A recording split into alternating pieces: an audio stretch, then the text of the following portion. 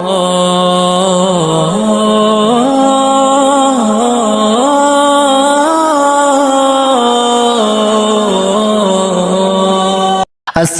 আলাইকুম ওয়া রাহমাতুল্লাহ।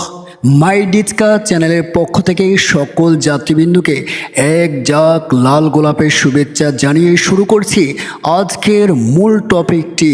প্রিয় বন্ধুগণ, আপনি কি জানেন আল্লাহ সুবহানাহু ওয়া তাআলার দৃষ্টিতে দুনিয়াটা কত তুচ্ছ? তাহলে আসুন আমরা আল্লাহর নবীর হাদিস থেকেই সুস্পষ্ট হই।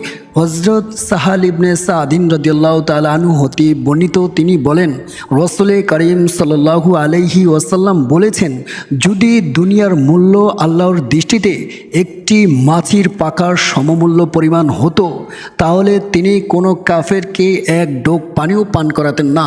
প্রিয় বন্ধুগণ, হাদিসটি যদি আমরা একটু স্পষ্ট করি তাহলে বুঝতে পারি দুনিয়াটা আল্লাহ সুবহানাহু ওয়া তাআলার দৃষ্টিতে একদম মূল্যহীন। যদি মূল্য হতো, তিনি তার শত্রুকে এক ডোক পানিও পান করাতেন না। হাদিসটি বর্ণিত রয়েছে আহমদ ও তিরমিজি শরীফে।